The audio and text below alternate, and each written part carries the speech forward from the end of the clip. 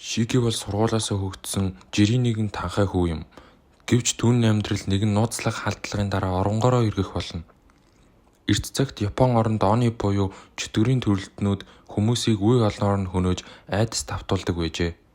Тэр үед хүн төрлөختнийг аврагч Момо гарч ирэн оны нарын үүр рүү дайрч мянгаар нь устгаснаар энд цус дан хэлсэн түүхтэй. Орчин үед Шики өөрийгөө энэ домогтой холбоотой гэдгийг ч мэдлгүй гэртээ бууны цуглуулгаа арчиж сууж байлаа. Тэрээр сургуулиасаа хөөгдсөндөө огт харамссангүй. Харин ч тэр муухай царайтай ангийнхныгаа харахгүй амар хэмээн найзтайгаа ярина. Төд додолгүй түүнийг өргөж авсан аав Цюши орж ирэн хүүгээ хөөгдсөнд нь уурлаж толгоороо нь цохино. Тэр хоёр маргалдаж Шики аавыгаа дампуурч байгаа дарсны дэлгүүрийн эзэн гэж доромжлоход аав нь түүнийг сургуулиас өгсөн арчаагүй амтан гэж хариу барина. Шики би чам шиг арчаагүй амтан болохгүй. Бид хоёр цусан төрөл биш байгаа нь ямар аз вэ гэж аавынхаа сэтгэлийг шархлуулна. Цюши хүргэлтээр гараад явсны дараа Шики гэрийнхээ гадаа бууныхаа байг бэлтгэж байтал гинэт дэлбэрэлт болж ойр тойрон өтгөн манангаар бүрхэгдэнэ.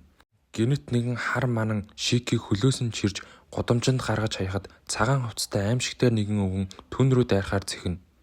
Яг тэр мөчид Цюши машинаараа халдагчдыг дайран орж ирээд Шикийг суулган зугтана. Цюши сандарсан байдалтайгаар одоо улсаа орхихоос өөр замгүй гэж хэлэхэд Шики та хүн алчглаа шүү дээ гэж хашгирна. Гэвч аав нь тэр хүн үхээгүйг сануулад нэгэн цочирдон үнэнээ хэлнэ. Яг үнэнийг хэлэхэд Шики бол Онигийн үр удам, харин халдагч бол Момотарогийн үр удам ааж. Шики үүнд итгэж чадахгүй байтал хар манангаар хийсэн илд машины дээврийг нэвт хатгаж тэднийг гүйцэж ирнэ. Аав нь харахгүй ирэхэд машиныг хаягдсан агуулгын дэргэд зогсоож зугтахыг оролцсон ч машин дэлбэрч Шикийг хар манан агуулга руу чирж одов.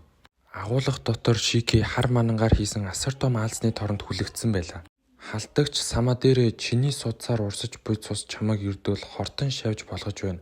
Харин хортон шавжийг устгах нь Момотаро агентлагийн ажил гэж тунхаглана. Энэ үед Цюши гарч ирэн Момотаро ба оны нэрийн дайн хэдэн мянган жил үргэлжилж байгааг Момотарогийнх нь нэгдэж агентлаг байгуулан оны нэрийг нуугдаж амьдрахад хүргэсэн тухай тайлбарлана. Гэтэл хамгийн гайхалтай нь самаа дээрээ болон Цюши хоёулаа хар манангаар зэвсэг хийх чадвартай байв. Самаа дээрээ Цюшиг Момотаро агентлагт байхдаа түүний ахлах байсныг илчлэхэд Шики аавыгаа бас Момотарогийн удам байсныг мэдээд цочролд орно. Самаа дээрээ оныг хамгаалсан хэрэгээр Цюшиг устгахаар шийдэж тэр хоёр ширүүн тулалдана. Цюши хэдий чадварлаг боловч самаа дээрэгийн хурдыг гүйцэлгүй хүнд шархтаж ухаан алдан унана. Самаа дээрээ түүнийг гүйцээхээр завтахад Шикигийн дотор өшөө авалтын галаас ч түүний оны цус ширж эхэллээ. Шикигийн нүд дулааж толгойноос нь чөтгөрийн ивэр урган нүрнийх нь нүх бүрээс цус шүүрж эхлэв. Тэрээр өөрийн цусыг удирдаж агаарт олон тооны буунуудыг бүтээж самаа дээрээ рүү галлаж эхэллээ. Шики зүгээр нэг тултаагүй харин Бэтмен шиг агуулгын таазанд уруугаараа зүгдэн галзуу сөхтөө мэд дайрж байв. Шикигийн гар тасарсан ч тэр дороо нөхөн төлчөж цусаараа пуужин хүртэл хөөргөж самаа дээрийг сандаргана. Тэрээр бүтэн айрмын хэмжээний сумаар самаа дээрийг шүршиж түүнийг дуусгахад тун ойрцсон ч гинэт хүчин барагдаж хүн төрхөндөө буцаж орлоо. Самаа дээрээ боломжийг ашиглан Шикийг алхахаар дайрах мөчөд Цюши хүүгийнхээ өмнөөс бамбай болж элдэн дээр үсэрч унан өөрийгөө золиослов. Самаа дээрээ яагаад энэ мангасын төлөө амиа өгч байгаа юм бэ гэж асуухад Цюши Шики хинт ч гим хийгээгүй түүнийг зөвхөн оны цустай гэдгээр нь алж болохгүй. Би түүний аав байхдаа жаргалтай байсан гэж хариулна.